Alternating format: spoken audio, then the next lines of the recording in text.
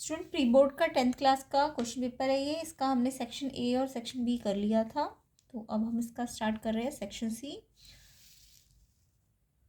तो section A and B के लिए आप प्रीवियस वीडियोस को चेक कर सकते हैं। तो इसका सेक्शन सी के क्वेश्चन देखिए, स्टार्ट कर रहे हैं अब हम।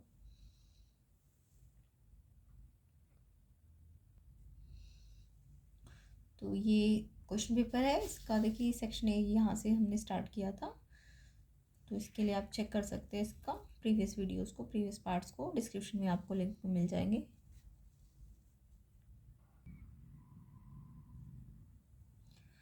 तो देखिए क्वेश्चन नंबर 26 क्या है। A 2-digit number such that product of its digit is 15। If 18 added to the number the digit interchange their places, find the number. तो 2-digit नंबर है और प्रोडक्ट डिजिट्स का आपको 15 गिवन है। तो ये जब डिजिट वाले क्वेश्चन होंगे तो उसमें देखिए स्टार्टिंग कैसे करते हैं क्वेश्चन की। सबसे पहले आप यहाँ पे जो 1st डिजिट है या यूनिट डिजिट है उसको x मान लेंगे, तो जो 10th डिजिट होगा वो y मान लेंगे। ठीक है। अब नंबर जब भी होता है ना, जब आपको डिजिट पता हो तो आपका नंबर फॉर्म इस फॉर्म में आता है 10y + x। मान लीजिए एग्जाम्पल के लिए कोई नंबर है 25, ठीक है, तो इसका यूनिट डिजिट 5 है और 10th डिजिट 2 है। तो ये नंबर कैसे बनेगा, जब मैं 10th डिजिट को 10 से मल्टीप्लाई करूँगी और नंबर को यूनिट डिजिट को प्लस करूँगी। ठीक है, तो ऐसे ये नंबर बनाया है। तो जो 10th डिजिट है उसको तो 10 से मल्टीप्लाई करेंगे plus unit digit as it is. तो जब भी डिजिट वाले क्वेश्चन आएंगे तो आप ऐसे ही करना, यूनिट डिजिट x मान लेना, 10th डिजिट y। तो नंबर कैसे बनेगा, इसको 10 से मल्टीप्लाई करेंगे एंड ये एज इट इज़। और जो इंटरचेंजिंग नंबर है, यानी कि अगर 25 है तो इसका इंटरचेंजिंग नंबर क्या हो जाएगा 52 ना, यानी कि ये यहाँ आ जाएगा और ये यहाँ। तो ये कैसे बनेगा, आपकी बार 5 10 से मल्टीप्लाई हो जाएगा और 2 एज इट इज़, है ना। तो उसमें भी इंटरचेंजिंग नंबर में ये 10 जो है y से ना मल्टीप्लाई होकर x से हो जाएगा +y। तो जब भी डिजिट वाले क्वेश्चन आएंगे तो ये 4 तो आपको लिखने हैं 1st digit, 10th digit, number and interchanging number. उसके बाद कंडीशन लगानी है। अब देखिए कंडीशन क्या दी थी आपको बोला है कि प्रोडक्ट ऑफ डिजिट 15 है। तो डिजिट का प्रोडक्ट, डिजिट तो x और y थे ना, तो उनका प्रोडक्ट कितना है, प्रोडक्ट मतलब मल्टीप्लाई है बीच में, = 15 है। एंड नेक्स्ट जो इसकी कंडीशन दी है, if 18 is added to the number क्या था आपका 10y + x। इसमें अगर आपने 18 ऐड कर दिया तो ये जो नंबर है इसमें अगर 18 ऐड कर देंगे तो आपको इंटरचेंजिंग नंबर मिल जाएगा। यानी कि ये जो नंबर है अगर 18 ऐड करेंगे तो ये जो है आपको कैसा नंबर मिल जाएगा, इंटरचेंजिंग नंबर। तो इंटरचेंजिंग नंबर ये था ना। अब आप इसमें भी इक्वेशन को सॉल्व कर लीजिए, एक्स वाले एक तरफ वाई वाले भी एक तरफ कर लीजिए। तो 10y में से ये वाला y प्लस है तो वहाँ के माइनस हो जाएगा, तो 9y आ जाएगा। ऐसी x यहीं रहेगा और ये 10x यहाँ प्लस है तो माइनस आके 9x - 10x कितना हो जाएगा, -9x। एंड ये 18 को इस साइड भेज दीजिए। अब देखिए 9 9 9 सब में से कॉमन ले सकते हैं, तो 9 1 ज़ा 9, 9 1 ज़ा 9, 9 2 ज़ा 18। और क्योंकि x माइनस में है तो हमने माइनस से भी सबको मल्टीप्लाई कर दिया, तो ये प्लस हो जाएगा x वाला टर्म, ये माइनस हो जाएगा और ये भी प्लस हो जाएगा। ठीक है, तो हमने पहले 9 से डिवाइड किया है, फिर हमने माइनस से भी डिवाइड करा है, तो ये प्लस हो जाएगा और ये माइनस हो जाएगा। तो ये सेकंड इक्वेशन आ गई। अब हमारे पास जो फर्स्ट इक्वेशन थी यहाँ से हम सब्सटीट्यूशन करेंगे, x को सब्सटीट्यूट कर लेंगे y में, तो y यहाँ मल्टीप्लाई है तो यहाँ के डिवाइड हो जाएगा और फिर यहाँ पे x के प्लेस में ये रख देंगे 15/y। अब देखिए जब भी एक इक्वेशन आपकी प्रोडक्ट में होती है और एक इक्वेशन प्लस माइनस में होती है तो हमेशा हमारी क्वाड्रेटिक इक्वेशन बन जाती है। तो यहाँ पे 15/y - y = 2 है, तो इसका एलसीएम ले लेंगे, y फ्रैक्शन है ना तो इसका 1 ले लेंगे एलसीएम में। तो y और 1 का एलसीएम y आ जाएगा, ये यहाँ मल्टीप्लाई हो जाएगा, y से होगा तो y² एंड 1 15। तो ये तो सबको सॉल्व करना आता होगा। यहाँ भी कितना है 1 है। अब ये पूरा फ्रैक्शन बन गया तो क्रॉस मल्टीप्लाई कर देना, तो ये आ जाएगा 15 - y² 1 से होगा तो एज इट इज आ जाएगा एंड ये y2 से होगा तो 2y। क्वाड्रेटिक फॉर्म देने के लिए ये y² वाला माइनस में तो इसकी साइड चेंज कर दीजिए, तो ये प्लस में हो जाएगा, इसकी साइड चेंज किया। अब ये तो इधर ही है ना, इसी साइड में है तो ये प्लस का एज इट इज़ रहेगा। और सारे नंबर एक तरफ करने होते तो ये +15 वहाँ जाएगा तो -15। इन सबको हमने इस साइड भेज दिया क्योंकि ये माइनस में था ना y²। अभी क्वाड्रेटिक को सॉल्व करना तो आपको आता है, कैसे सॉल्व करेंगे, 1 और 15 को मल्टीप्लाई कीजिए, ऐसे फैक्टर करना 2 आ जाए तो 5 3 = 15। तो क्वाड्रेटिक को मल्टीप्लाई कैसे किया जाता है ये आप क्वाड्रेटिक इक्वेशन कैसे सॉल्व की जाते हैं उसमें देख सकते हैं। तो यहाँ से y कॉमन आ गया तो अंदर बचेगा y + 5, यहाँ 3 कॉमन आ जाएगा तो यहाँ पे y + 5 ब्रैकेट सेम है तो एक ये ब्रैकेट आ जाएगी और एक ये बचेगा। अब या तो y माइनस 3 0 तो y की वैल्यू 3 आएगी, या y प्लस 5 0 है तो y की वैल्यू माइनस 5 आएगी। अब y तो आपका यूनिट 10 डिजिट है ना, तो वो नेगेटिव तो हो नहीं सकता, क्योंकि नंबर बनाना ना आपको, तो ये तो पॉसिबल नहीं है, तो नॉट पॉसिबल लिख देंगे। ठीक है, तो पॉजिटिव नंबर ले लेंगे हम y3। अब y की वैल्यू आप इसमें रखेंगे तो x की वैल्यू आ जाएगी 5। अब x भी मिल गया, y भी मिल गया, नंबर क्या था 10y प्लस एक्स, तो y के प्लेस में 3 रखा, x के प्लेस में 5, तो 10 3 30 एंड 5 35।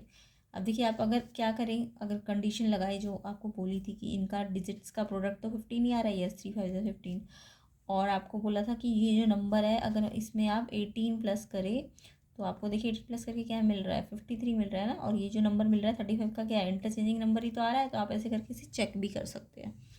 ठीक है, कंडीशन पे लगा के जो आपका आंसर आएगा, तो इस तरीके से आपका चेक भी हो जाएगा आंसर। तो ऐसे करके आपको ये डिजिट वाले क्वेश्चन करने होते हैं, ये 4 टर्म्स तो आपको लिखनी पड़ेगी। नेक्स्ट क्वेश्चन देखेंगे, क्वेश्चन नंबर 27। इन फिगर ये गिवन है आपको, B D perpendicular to A C, B D A C पे परपेंडिकुलर है, सी ई ए बी पे परपेंडिकुलर है, और प्रूव करना है ए ई सी ये वाला ट्राइंगल, ये वाला ए डी बी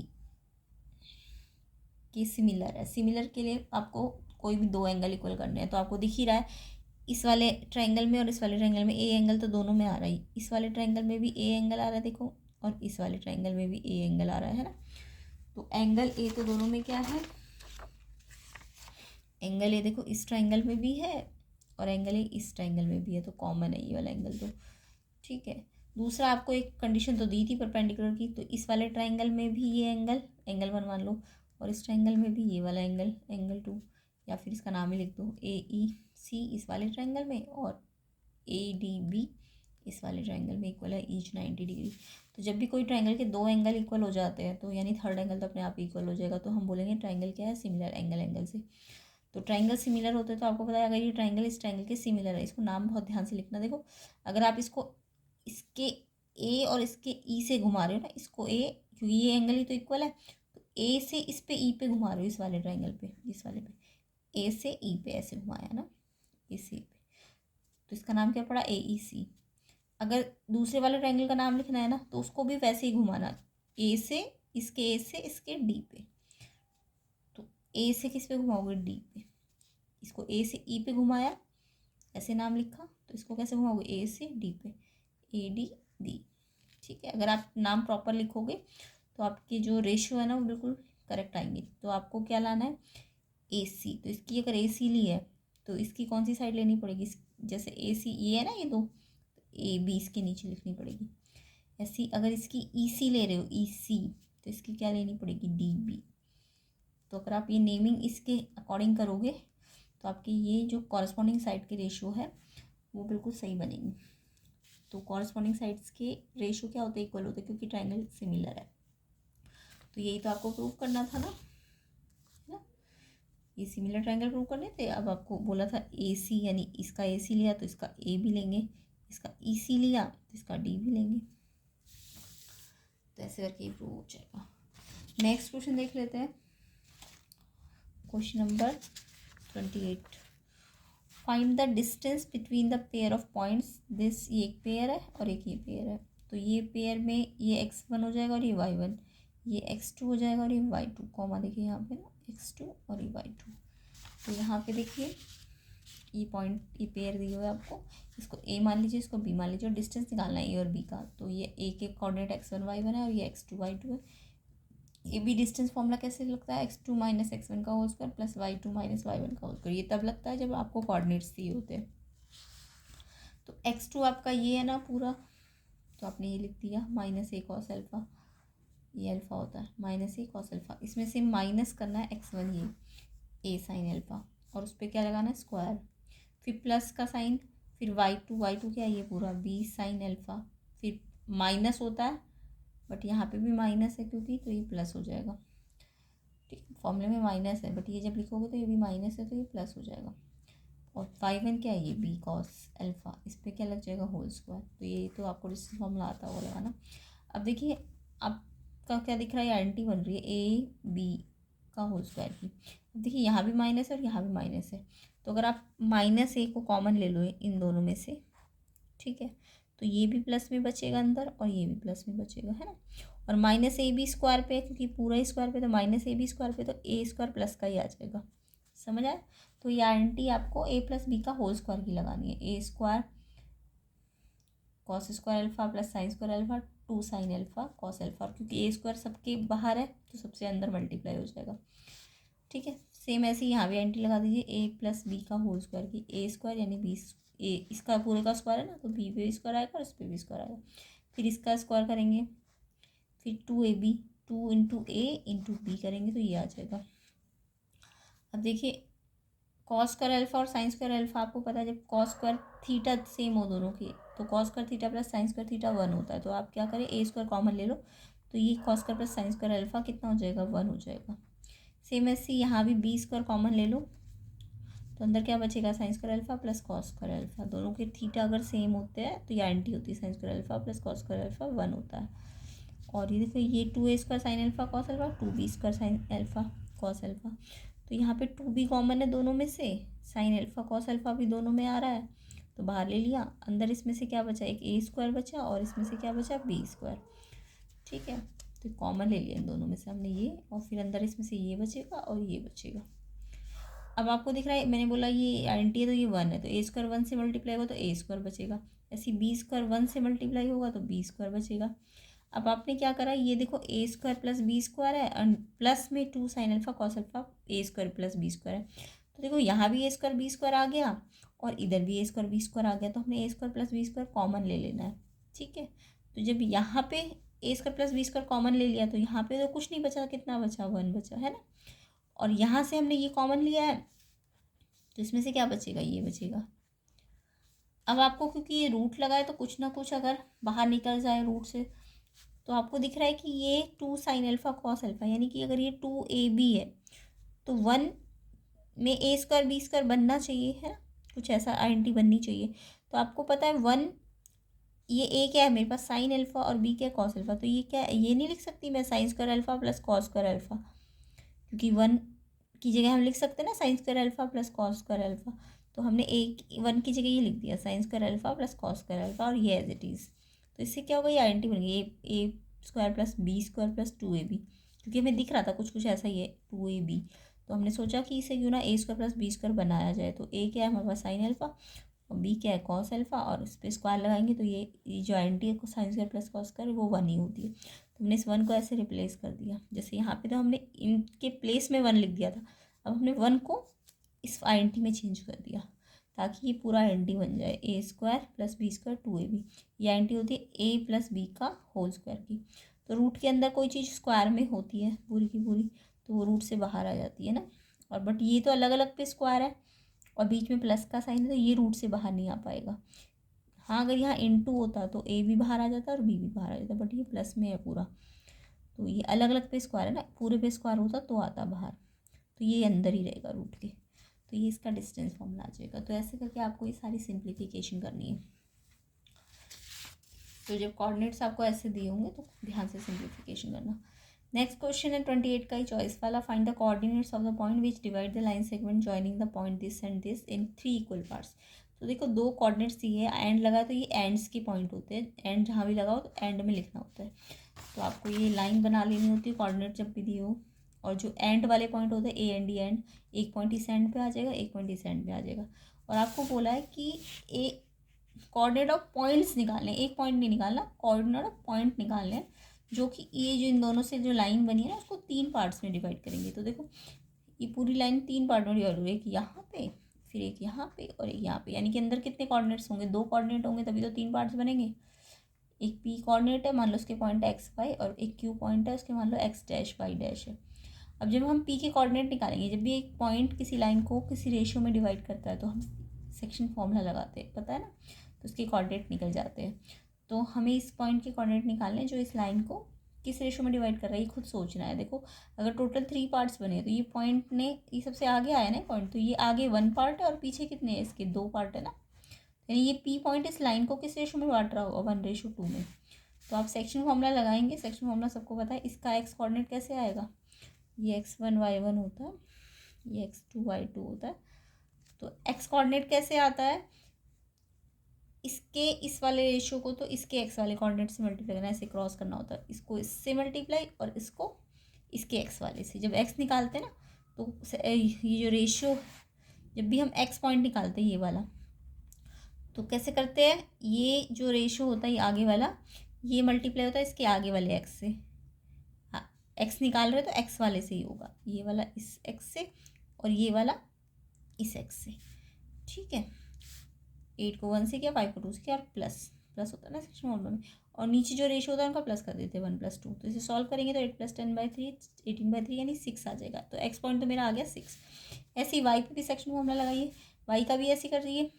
इसका ये पी के ही वाई का पॉइंट कैसे निकलेगा, इसके आगे वाले रेशियो को तो इसके वाई वाले पॉइंट से ऐसे क्रॉस करना है और इसको इससे क्रॉस करना है वाई वाले से। जब वाई वाला पॉइंट निकाल रहे तो ये वाला इस वाई के साथ क्रॉस और ये वाला इस वाई के साथ क्रॉस। ठीक है, 10 × 1 + 7 × 2 अपॉन रेशियो को प्लस कर देते हैं। तो ये आ जाएगा 10 + 14/3 यानी 24/3। तो 8 यानी कि एक्स आया 6 और वाई कितना आया 8। सेम ऐसे ही आपको क्यू पॉइंट भी निकालना था। तो क्यू पॉइंट किस रेशियो में डिवाइड करेगा इस पूरी लाइन को, देखो क्यू में आगे 2 पार्ट है ये और पीछे 1 पार्ट है ना, तो क्यू का पॉइंट का जो रेशियो होगा वो 2:1 होगा। तो वैसे ही आप same to same section formula लगाना। तो इसके क्यू के कोऑर्डिनेट आ जाएंगे 7 और 9। तो ऐसे करना है, जब भी कोई पॉइंट एक लाइन को 3 पार्ट्स में डिवाइड करे। और अगर 4 पार्ट्स में डिवाइड करते तो अंदर कितने पॉइंट आ जाते, 3 पार्ट्स में डिवाइड किया तो अंदर कितने आएंगे, 2 पॉइंट। तो 2 पॉइंट के लिए सेक्शन फॉर्मूला लगेगा। नेक्स्ट क्वेश्चन देखेंगे, प्रूव दैट √5 + √3 इज इरेशनल। तो देखिए आपको जब एक तो आता है जब सिंगल √5 को इरेशनल प्रूव करना होता है, तो वो तो आपने पूरा स्टेप होते हैं उसके, है ना। बट अब आपको √5 + √3 को रेशनल प्रूव करना है। तो यहाँ पे आप इस पूरे को ना, पहले ही पूरे नंबर को आप रेशनल मान के चलेंगे, उल्टा मान के चलेंगे। तो इसको करने के कुछ स्टेप है वो आपको याद रखने हैं।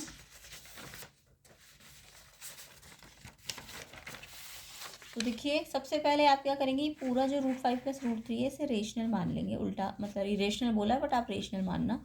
और फिर सच दैट इस तरीके से लेना कि ये पूरा नंबर a/b है, क्योंकि ये रेशनल नंबर है तो a/b है। ठीक है, तो स्क्वायरिंग कर देना क्योंकि दोनों पे रूट लगा है ना।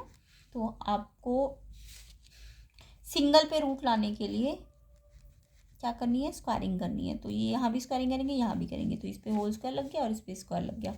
अब होल स्क्वायर का फॉर्मूला खोल लीजिए, जब भी दोनों पे स्क्वायर होता है ना रूट और बीच में प्लस माइनस होता है तो हम स्क्वायरिंग करते हैं ताकि हम एक ही रूट लाए, दो पे रूट ना। अगर ये मान लो 5 + √3 होता सिर्फ इतना, तब तो हम स्क्वायरिंग करने की ज़रूरत नहीं थी, हम सीधा √3 को इधर सेपरेट कर लेते और ये 5 यहाँ के माइनस हो जाता। ठीक है, और फिर इसका एलसीएम ले लेते b, और ये a से 1 मल्टीप्लाई हो जाता और b से 5 हो जाता। मान लो यहाँ पे 2√3 होता, तो ये जो 2 होता ना, ये 2 यहाँ से मल्टीप्लाई से यहाँ डिवाइड हो जाता। तो जब सिर्फ इसमें रूट होता, यहाँ रूट नहीं होता, तब तो हम रूट वाले को बिल्कुल सेपरेट कर देते। तो ये पहले प्लस वाला वहाँ जाके माइनस करते, फिर ये जो मल्टीप्लाई है रूट के साथ उसे डिवाइड करते, तो रूट बिल्कुल सेपरेट हो जाता। फिर हम यही वाले स्टेप करते जो आगे के। तो हम बोलते कि ये क्या है, एक रेशनल नंबर है तो ये भी एक रेशनल है, बट ये तो रेशनल नहीं होता। हम सबसे पहले करके आए ना, √3 √5 इरेशनल नंबर होते हैं, तो ये रेशनल होता है, तो यानी हमने रॉन्ग अजम्पशन के लिया होगा। ठीक है, तो ये स्टेप तब करते हैं जब हमारे पास सिर्फ इधर और इधर में सिर्फ एक में रूट लगा होता है, तो हम रूट वाले को बिल्कुल सेपरेट कर लेते हैं। बट यहाँ पे दोनों में रूट है तो किसको सेपरेट करें, इस पर भी रूट है, इस पर भी रूट है, इसलिए हमें एक एक्स्ट्रा स्टेप करना पड़ता है, स्क्वायरिंग बोथ साइड।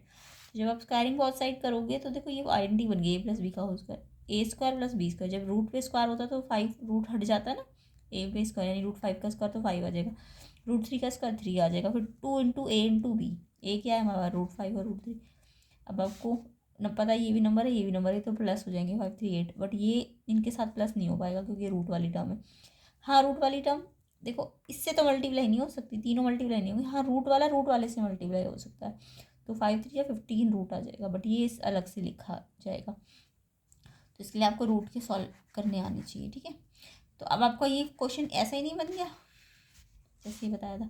तो इसमें आपका इधर रूट नहीं है बट इधर आ गया रूट, तो इस रूट वाले टर्म को यहीं रखिए, ये विदाउट रूट वाले टर्म को इधर लेके माइनस कर दीजिए। अब इसका फिर से एलसीएम ले लीजिए, बी स्क्वायर एलसीएम आ जाएगा, ये इससे मल्टीप्लाई हो जाएगा, ये इससे, और जो रूट के साथ ये एक्स्ट्रा टर्म है मल्टीप्लाई में वो डिवाइड में आ जाएगी, है ना। फिर हम बोलेंगे क्योंकि ए एंड बी इंटीजर्स है तो ये जो पूरा नंबर आया इस साइड ये वाला, ये पूरा रेशनल नंबर होना चाहिए। अगर ये रेशनल नंबर है तो ये तो इसके इक्वल है, तो ये भी रेशनल नंबर होना चाहिए। बट हमें पता है कोई भी रूट में अगर टर्म रूट से बाहर नहीं आती है तो वो इरेशनल होती है, वो हमने प्रूव कर लिए थे शुरू में, रूट 2 रूट 5 इरेशनल होते हैं, है ना। तो हम बोलेंगे ये तो इरेशनल है, तो अब ये इरेशनल है जबकि हमारा क्वेश्चन के अकॉर्डिंग तो ये रेशनल आ रहा है, यानी कि हमारा एजम्पशन रॉन्ग है। हम बोलेंगे अवर एजम्पशन इज रॉन्ग। क्या था, हमने एजम्पशन क्या लिया था कि हमने इसे सबसे पहले ना इसे रेशनल मान लिया था, तो वो जो एजम्पशन है हमारा गलत है। तो ये हमारा कॉन्ट्राडिक्ट कर रहा है इस फैक्ट को कि ये क्या होना चाहिए, रेशनल। तो इसलिए ये कॉन्ट्राडिक्शन आ रहा है, तो इसलिए ये रेशनल ना हो कि ये क्या होगा, इरेशनल नंबर होगा, ठीक है। तो जब भी दोनों पे रूट हो तो सबसे पहले आपको ये एक्स्ट्रा स्टेप करना है स्क्वायरिंग। अगर एक ही पे रूट होता तो फिर आपका सिर्फ इतना सा होता, बाकी तो स्टेटमेंट यही लिखते हैं आप। तो इस तरीके से ये क्वेश्चन अच्छी तरह से रिवाइज कर लेना, स्टेप सारे लिखने होते हैं आपको, नंबर इसमें मतलब कुछ नहीं है, स्टेप्स के होंगे, तो एक्स्ट्रा कुछ याद करने की या ट्रिक लगाने की ज़रूरत नहीं है, स्टेप आपको याद रखने हैं इन क्वेश्चन। नेक्स्ट क्वेश्चन नंबर 30 देख लेते हैं। From a balloon vertically above a straight road the angle of depression of two cars at an instant are found to be 45 and 60 if the car are 100 meter apart find the height of the balloon। तो ये आपका height and distance trigonometry से chapter 9। तो question NCERT से related ये balloon है जो एक स्ट्रेट रोड में अबव, वर्टिकली अबव है मतलब हाइट पे है, और उस बलून से जब हमने नीचे देखा दो कार की डिप्रेशन एंगल बन रही थे 45 एंड 60, तो कार एक दूसरे से 100 मीटर डिस्टेंस पे है, तो हाइट ऑफ बलून निकालनी है आपको। तो बलून वो जिसमें आप क्या करते हो, जिसमें लोग बड़ा बलून जो होता है ना जिसमें बेड भी सकते हैं, तो वो बलून से आपने नीचे देखा तो आपको दो कार आते हुए दिख रही है, तो उनके आपको डिप्रेशन एंगल दे दी। तो आपको पहले डायग्राम बना लेना है। मान लो ये बलून था, ठीक है, बहुत बड़ा बलून है, इस पर ये ऊपर गया कुछ हाइट पे। अब यहाँ से आपने इस पर आप बैठे हो या कोई भी बैठा है तो वो नीचे दिख रहा है, तो उसे दो कार्स दिख रही है, तो ऊपर से जब कोई देखता है तो डिप्रेशन एंगल बनता है ना। एक 45 का बन रहा था और एक 60 का बन रहा था। 45 का देखो छोटा बनेगा और 60 का बड़ा बनेगा। ये 45 यहाँ से यहाँ तक है, तो यानी कि 45 का अल्टरनेट ऐसे करके इक्वल करके नीचे ले आना है इसको। ये 60 का एंगल बन रहा है इस कार का, तो ये भी यहाँ से यहाँ तक है, तो इसका भी अल्टरनेट इस लाइन से शुरू करना और लाइन बेस लाइन तक लेके आना है इसको। तो पहले डिप्रेशन आप ऊपर से दिखाओगे और देन उससे नीचे अल्टरनेट करके लाओगे। तो ये ए बी हाइट है मान लो बलून की, ठीक है, और डिस्टेंस ये दो कार है सी एंड डी एक दो कार है, इनका डिस्टेंस 100 मीटर है। ये आपको डिस्टेंस दिया हुआ है 100 मीटर, ठीक है। और ये आपने ये जो यहाँ से यहाँ तक का डिस्टेंस इसे एक्स मान लेना है। तो अब आपको दिख रहा है यहाँ पे दो ट्राइंगल, एक ये वाला और एक ये वाला। हमेशा 90 डिग्री वाला ट्राइंगल लेना है, कि ये वाला 90 डिग्री वाला ट्राइंगल है और एक ये वाला नहीं ले सकते आप, ये 90 वाला ही लेना है, ये और ये। तो एक तो ए बी डी बन रहा है, ए बी डी में आपने क्या लेना है, ये दो साइड के रेशो लेने हैं। तो A B upon B D, देखो जहाँ एंगल होता है ना वो बेस होता है, तो ये बेस है ना, ये एंगल है यहाँ पे क्योंकि, तो ये परपेंडिकुलर होगा। तो आपने क्या लिया, A B upon B D, यानी परपेंडिकुलर अपॉन बेस लिया है आपने, तो वो होता है 10 थीटा। तो 10 थीटा कितना है इसमें 60 डिग्री। 10 60 की वैल्यू याद होनी चाहिए, √3 होती है। तो ये एच था और ये एक्स था, तो एच बाई एक्स आ गया √3, तो यहाँ से एच निकल गया एक्स √3, ठीक है। ये एक्स क्रॉस मल्टीप्लाई हो गया ना, तो एच तो 1 से हो गया एंड एक्स √3 से हो गया। अब दूसरा ट्राइंगल ले लीजिए ए बी सी, ये वाला। तो ए बी सी ट्राइंगल में भी आपने क्या किया, A B upon B C perpendicular upon base ले लिया, A B upon B C, वो भी 10 थीटा हो जाएगा। एंगल कितना है उस वाले में 45 डिग्री का, 1045 की वैल्यू 1 होती है। अब ए बी तो एच हाइट थी और बी सी हमारा ये पूरा है ना, तो एक्स प्लस हंड्रेड। अब आपको तो एच निकालना है ना क्वेश्चन में, हाइट ऑफ बलून, तो आपने एक्स को एच की टर्म में लेके आ जाना। पहले तो क्रॉस मल्टीप्लाई कर दो, एच 1 से हो जाएगा और ये एक्स प्लस 100 1 से हो जाएगा। अब आप एक्स को ना, क्योंकि एच लाना है क्वेश्चन में, पूरा इक्वेशन एच की फॉर्म में बननी चाहिए, तो एक्स को एच की फॉर्म में ले आओ। तो यहाँ से एच अगर एक्स √3 था तो एक्स कितना आ जाएगा, ये √3 मल्टीप्लाई है तो यहाँ के डिवाइड हो जाएगा। तो इस एक्स के प्लेस में एच बाई √3 रख दिया। अब आप पहले इसका एलसीएम ले लो, √3 1 का √3 आ जाएगा, ये इससे मल्टीप्लाई हो जाएगा, ये इससे हो जाएगा। 100 √3 से अंदर मल्टीप्लाई नहीं हो सकता, 100 3 जा मत करना, ये रूट में है, ये विदाउट रूट में है, तो अलग अलग मल्टीप्लाई ऐसे आ जाएगा। अब क्रॉस मल्टीप्लाई कर दो, एच इससे हो जाएगा और 1 इस पूरे से हो जाएगा। अब एच निकालना है तो एच को एक तरफ कर दो, ये एच दोनों एक जैसे है ना, तो इन एच को निकालना है तो आपको एच को एक तरफ करना पड़ेगा। अब एच कॉमन ले लो, इसमें से √3 बचा अंदर और इसमें से एच कॉमन है तो 1 बचा, और ये एज इट इज़। अब आपको एच निकालना है तो ये मल्टीप्लाई में ना है पूरा टर्म, तो ये डिवाइड में आ जाएगा। और आपको पता है √3 - 1 जब भी डिवाइड में आता है तो रेशनलाइज करते हैं, √3 + 1 से, यहाँ माइनस है तो यहाँ प्लस से करते हैं। ये आइडेंटिटी बन गई a - b a + b, a² यानी रूट हट जाएगा b², a² - b², और ये वाला इस पूरे से मल्टीप्लाई हो जाएगा। 3 - 1 2, 200 से मल्टी कट सकता है क्योंकि मल्टीप्लाई में ना, तो कट जाएगा 2 × 50। तो 50 √3 को अंदर मल्टीप्लाई करो, पहले इससे करो फिर इससे। 50 √3 से होगा तो 53 जब 150, क्योंकि √3 3 हो जाएगा, तो ये 150। और 50 √3 1 से होगा तो 50 √3 एज इट इज़ आ जाएगा। ठीक है, तो 150 + 50 √3 हाइट ऑफ द बलून आ जाएगी। अब चाहे तो आप √3 की वैल्यू 1.73 रख लेना और उसको 50 से मल्टीप्लाई करना है, लास्ट में 150 से प्लस कर देना, तो कंप्लीट हाइट आ जाएगी बलून की। ठीक है, तो इस तरीके से हमें ये क्वेश्चन करना था, इम्पॉर्टेंट है ये।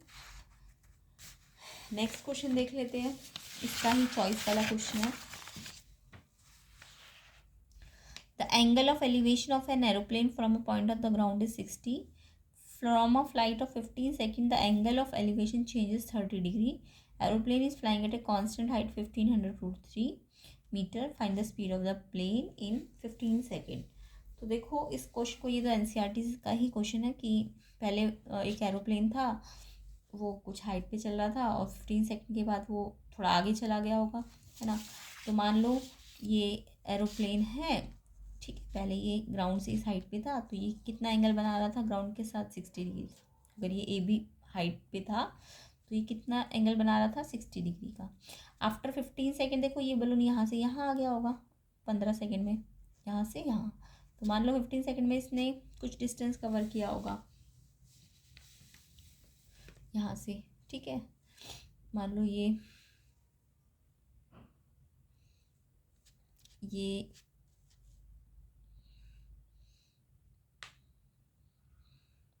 z डिस्टेंस कवर किया मान लो आप, ठीक है। तो हमें तो बोला क्या कि पहले एरोप्लेन यहाँ था, अब वो चल हाइट तो सेम रही, जितनी यहाँ थी उतनी यहाँ पे है, बट उसने डिस्टेंस यहाँ से यहाँ आ गया 15 सेकेंड में, ठीक है। तो पहले एक ट्रायंगल ये बन रहा था ये वाला, अब ये यहाँ पे आ गया, तो ये भी ग्राउंड के साथ एंगल बना रहा होगा, बाद का एंगल बोला है। तो वो 15 सेकेंड के बाद कुछ आगे चला गया तो उसका एंगल ऑफ एलिवेशन 30 डिग्री हो गया, यानी उसी पॉइंट से पहले 60 डिग्री का एंगल बनाया था इस पॉइंट से, ई पॉइंट से। अब जब ये एंगल बनाएगा इस वाले पॉइंट पे आके तो 30 डिग्री का एंगल बन जाएगा। वो दिख ही रहा है आपको, स्लैंट ज़्यादा हो गया ना, तो 30 डिग्री, पहले स्लैंट कम था तो 60 था। अब आपको दिख रहा है ये दो एक राइट ट्रायंगल है, एक ये वाला और एक ये वाला, है ना। तो आप पहले ये सारी चीज़ें लिख लेना। A B height of aeroplane थी, 15 सेकंड के बाद सी डी हाइट हो गई, वो सेम ही है बट हाइट तो सेम है। उसके बाद ट्रायंगल ले लेना, पहले ए बी ई ट्रायंगल ले लो ये वाला। तो आपको एरोप्लेन की हाइट लेनी है h/x। एच क्या है, परपेंडिकुलर, ये क्या है, बेस, क्योंकि एंगल यहाँ पे है तो ये बेस है, तो परपेंडिकुलर अपॉन बेस। तो A B upon B 1060 degree, ठीक है। 1060 की वैल्यू रख दो √3, और हाइट तो आपको दी हुई है बलून की। तो ये बी ई डिस्टेंस को आपने एक्स मान लिया, तो क्रॉस मल्टीप्लाई करेंगे तो एक्स आ जाएगा। देखो ये एक्स √3 से मल्टीप्लाई हो गया, और ये यहाँ ये एक्स √3 से, और 1500 √3 1 से, और फिर एक्स का जो √3 है वो यहाँ के डिवाइड हो जाएगा, तो √3 से √3 क्या हो जाएगा, कैंसिल, तो एक्स कितना आ जाएगा 1500। उसके बाद दूसरा ट्रायंगल ले लो सी डी ई। तो सी डी में भी आप ये लोगे C D upon D E, C D upon D E. अब इस पूरी डी ई को आपने वाई मान लिया, ठीक है। तो ये वाई कैसे आएगा, इसमें भी एक 10 30 की वैल्यू रख दो, 1/√3 क्रॉस मल्टीप्लाई कर दो, तो ये √3 से मल्टीप्लाई होगा तो 15 × 3 हो जाएगा, ये √3 तो 15 × 3 4500, और y1 से y1 से y, तो 4500 आ गया। यानी यहाँ से यहाँ तक का डिस्टेंस 4500 है और यहाँ तक का 1500 है। तो ये कितना आएगा, ये जो एक्स्ट्रा डिस्टेंस इसने कवर किया 15 सेकेंड में, तो पूरे 4500 में से ये वाला 1500 माइनस करेंगे तो ये वाला आ जाएगा, है ना, z। तो आप z निकाल लेना, z 4500 माइनस 1500 3000, तो ये डिस्टेंस है 15 सेकेंड में। आपको तो स्पीड निकालनी है ना 15 सेकेंड में, तो डिस्टेंस अपॉन टाइम होगा। तो डिस्टेंस आपने 15 सेकेंड में 3000 कवर किया एंड टाइम 15 सेकेंड ही है, तो उसको करोगे तो ये इतनी स्पीड से चल रहा होगा 200 मीटर पर सेकेंड। तो आपको ये पूछा था इसमें कि बलून की आपको क्या निकालनी थी,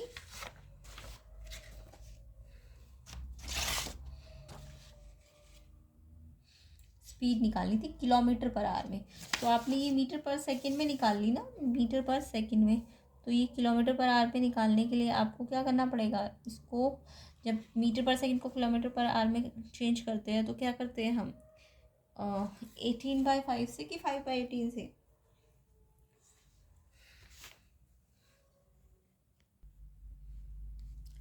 जो मीटर पर सेकंड में स्पीड होगी उसको 18/5 से मल्टीप्लाई कर देंगे, तो ये आ जाएगा 720 किलोमीटर पर आवर, क्योंकि स्पीड आपको किलोमीटर पर आवर में बोली है, तो 720 किलोमीटर पर आवर आ जाएगा।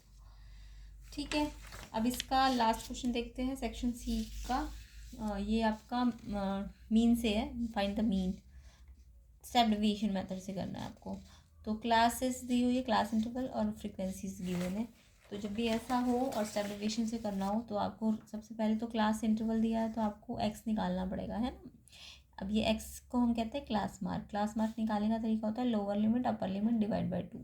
तो क्लास मार्क का फॉर्मूला अलग से आपको आ भी सकता है, तो याद रखना lower limit plus upper limit divide by 2।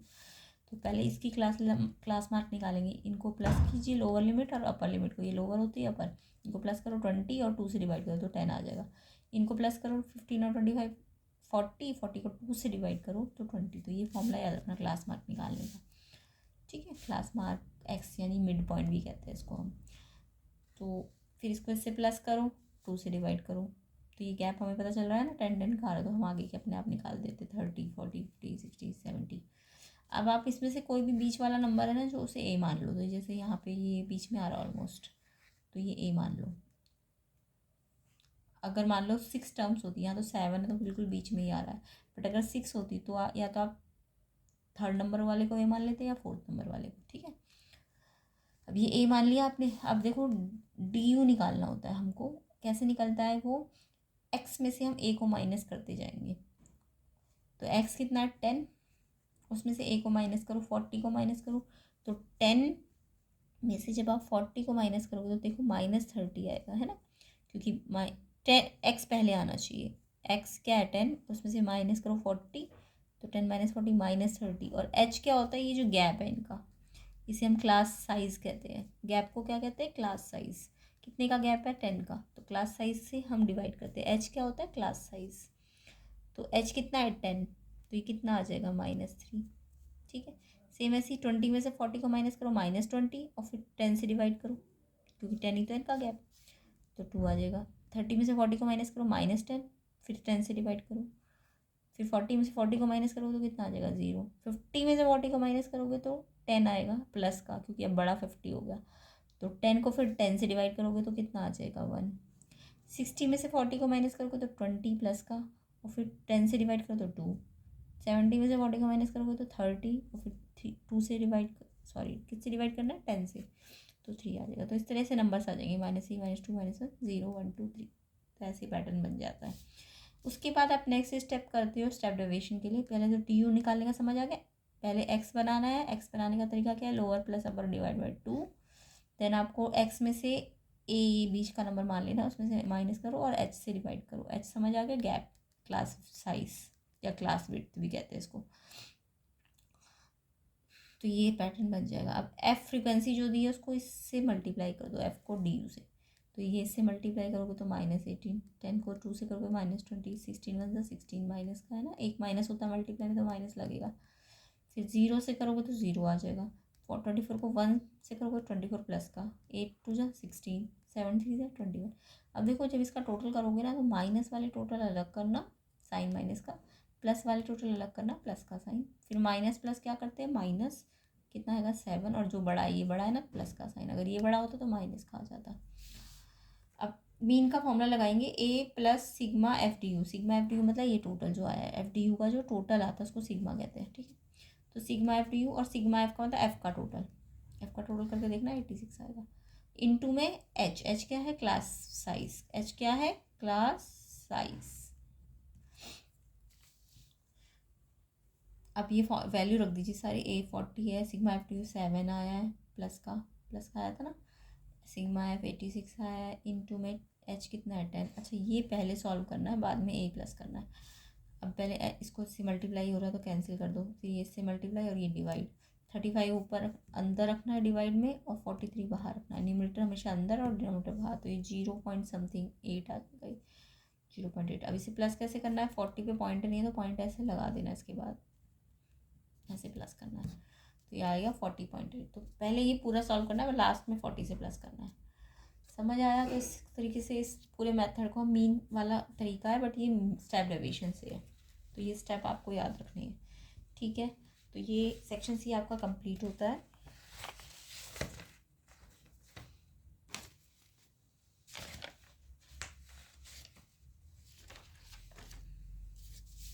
Section B के क्वेश्चन हम नेक्स्ट पार्ट में करेंगे, तो चैनल को सब्सक्राइब भी कर देना और वीडियो को शेयर भी कर देना, ये सारे हम नेक्स्ट पार्ट में करेंगे।